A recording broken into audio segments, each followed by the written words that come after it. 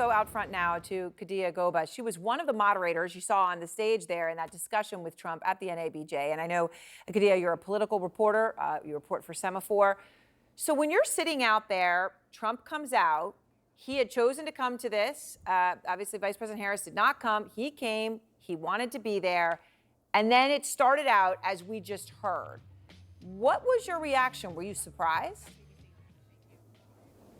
Yeah, I was shocked. I didn't anticipate that because I figured if the former president made the effort to come to Chicago in front of a bunch of journalists, black journalists, he would anticipate, certain questions. So I was, I was excited to, do the interview, and then immediately kind of sank in my seat once he started, essentially bashing the panel. So, okay, so you're sitting there and he's doing that. And then I was trying to listen as we were hearing those sound bites play a couple of times. At one point, it seemed like people were some were laughing. Then they were clearly upset. How did the audience receive him? And did that sort of shift in those first few minutes?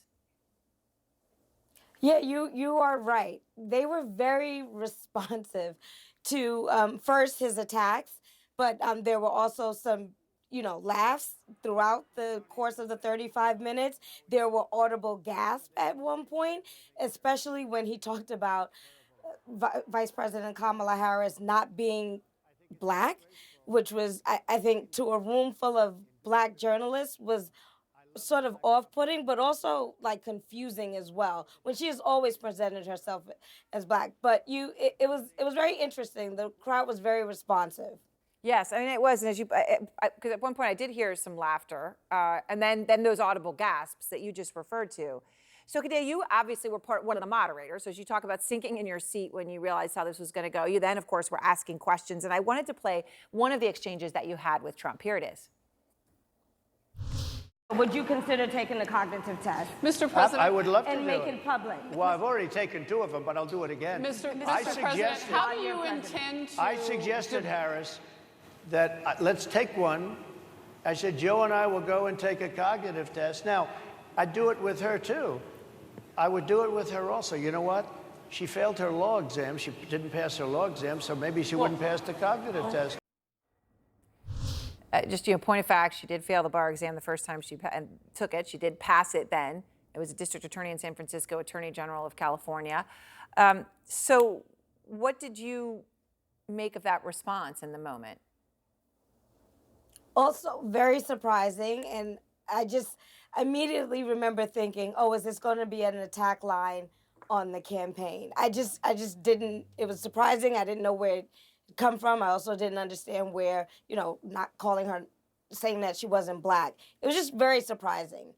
But I was happy we had PolitiFact there to, just kind of push back, if not in real time, online. Right, to do the facts. Okay, so were you surprised he stayed all 35 minutes, given how this went?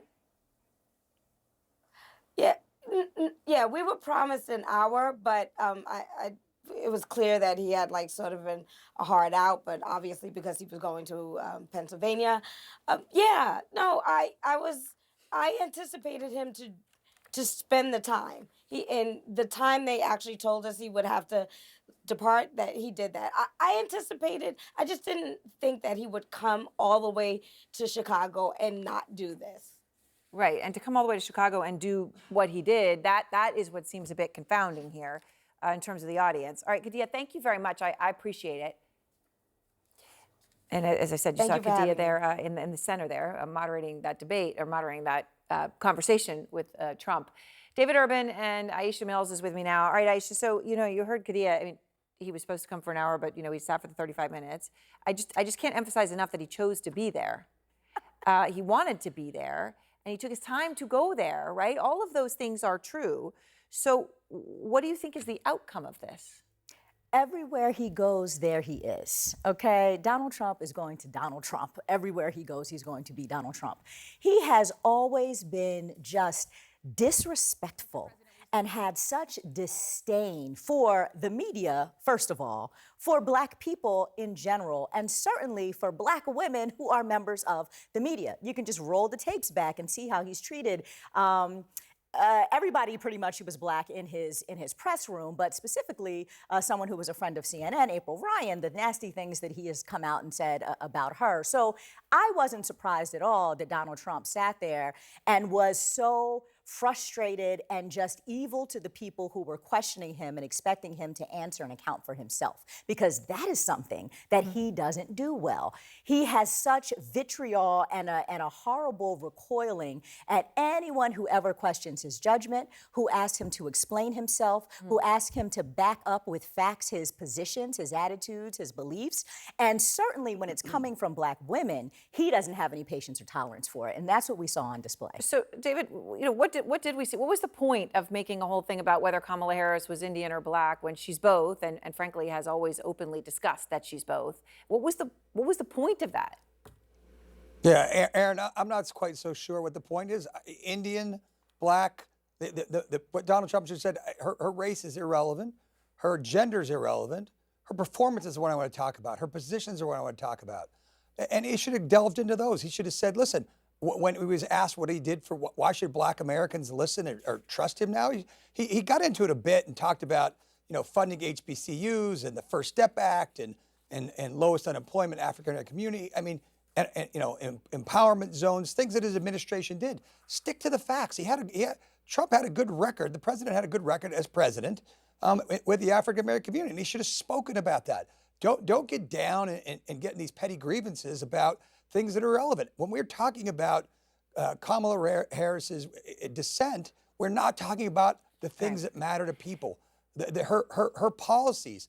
Talk about, whether she's for fracking, what that's going to mean to the people in Western Pennsylvania, whether she wants to take your guns away in states. Let's have a debate on the merits. And I would have said, listen, you're journalists in this room. No one's asked her a question yet since she's been the candidate. I hope you ask her some really tough questions moving forward. I think it was a missed opportunity. I mean, there's no question. I mean, in a sense, Aisha, that's true. And David obviously is giving, his analysis as somebody, who sees the politics of this and the policy of this very differently than you do. But instead, we're actually now, he's saying, well, she was Indian and then she turned black. Is that how we put it? So just to go back here, and I know, David, your frustration, but then we have to fact check it, which is, so back when she was running last time, did she indeed identify only as Indian heritage or not? And so back in 2019, here's what she said about being black. I'm black. Yes. And I'm proud of being black. Absolutely. And I was born black. I will die black. And I'm proud of being black. And I'm not going to make any excuses for anybody because they don't understand. Okay.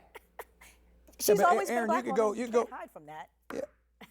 Yeah, but I would say equally, go back, pull the tapes, look at the Sacramento Bee, which is, I think, the paper of record in California. It touts, first Indian American senator sworn in the Senate in 2016. I mean, there are some articles out there that you could hang your hat on that says that she was Southeast Asian descent and really played that part up. And look, she's mixed. Right. She's But mixed race. David, She's I mean, both. She's I both. think you She's agree both. with me when I say that she's both. Right. She's both. Right. She's Yeah. whatever.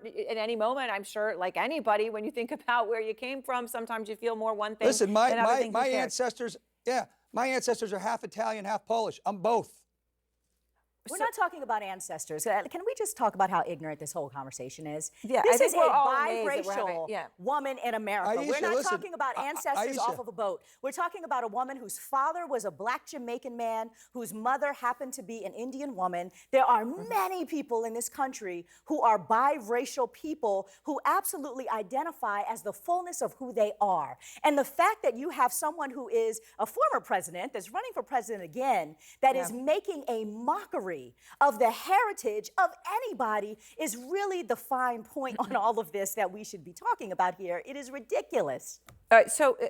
Well, I will say, Aisha, I agree with you. It is ridiculous we're talking about it and not talking about Kamala Harris's record. And President Trump put himself in that position. So instead here tonight of debating her failed policies of the Biden administration, we're talking about this. And it's a distraction. It's a distraction in the American people. And I'm sure it's a distraction the American people don't want to keep talking about.